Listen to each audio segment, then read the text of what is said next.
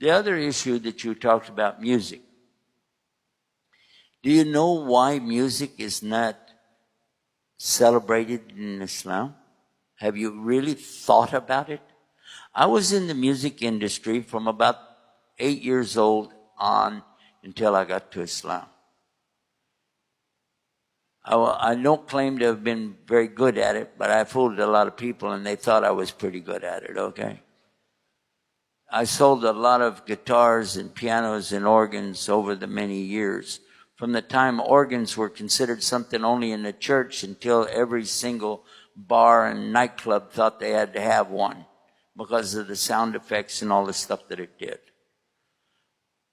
It was a multi-million-dollar industry for us, and it was easy for me to walk away from it when I found out that Islam doesn't allow it. You know why? Why was it easy? Because I knew it a whole lot better than most people do. I understand exactly what it does to people. I know what it replaces. And when people tell you, I need it to calm down, I need it to relax. Really? I needed to get in touch with my inner self. I've heard all of those things all my life.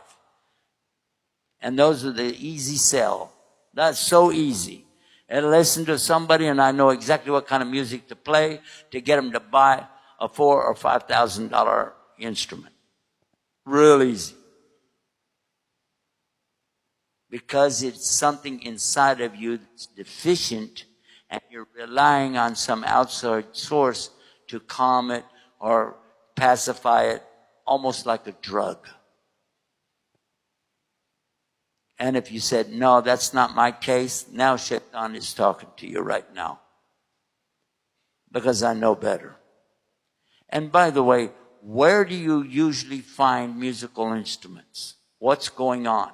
What is going on when you see musical instruments? What is happening at a concert, for instance? And we know all the stuff that goes on at concerts, or maybe you don't. Maybe you don't. One of the biggest thing about concerts is people drink alcohol.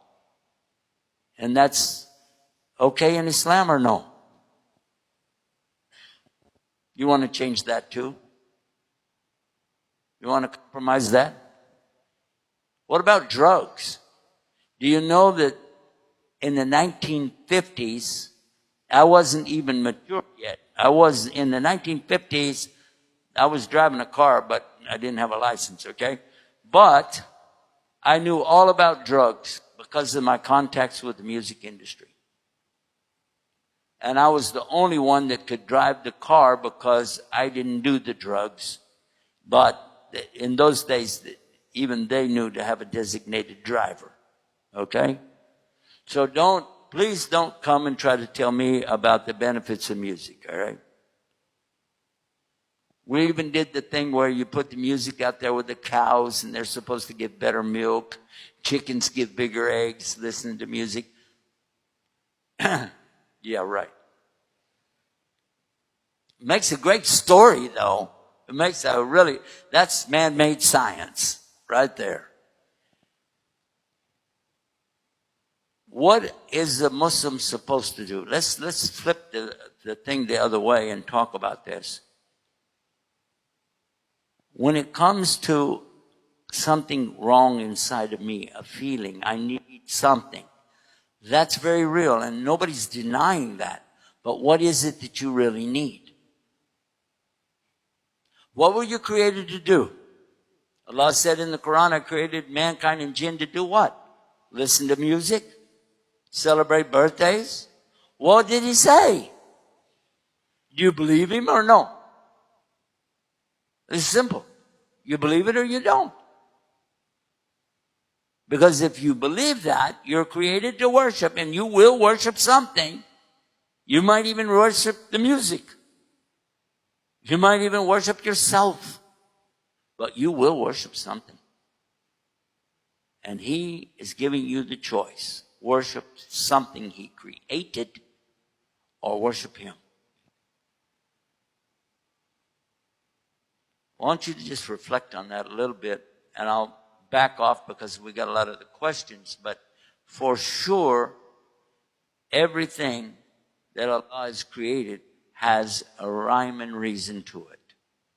By the way, if you really want to know what's some great music for Muslims, listen to some of the great reciters.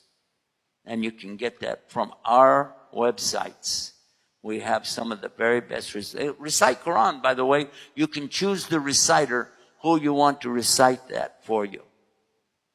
And we have a selection, even with children, so you can hear the children reciting along with their teacher. Check it out. It has a very amazing effect. Before I hand you the microphone back, I just want to say something. In New York City, most all of the taxi drivers are Muslims. Over half. Most of them. And many of them like to play the Quran in the car. And they keep it down low, but sometimes when a passenger gets in the car, they'll say, "Oh, what's that song? I really like it." And I've had many of them come to me and say, "I have this customer, this person, the passenger would like to have Quran. Can you send them some tapes? Can you send them a video or something?" And we used to do that. Now we just give them the link. They can go get it. They get it on their phone, the app, and they can do it right in the car. And they love it. And these are not even Muslims. So what are we doing? They understand that this is something that fulfills a part of what is the word I'm looking for? A deficiency in them, and the Quran is filling it. So I recommend the Quran for that, inshallah ta'ala. And by the way, if I hurt anybody's feelings, kind of, get over it. Everybody here is very cool today. So no problem. No feeling has been hurt.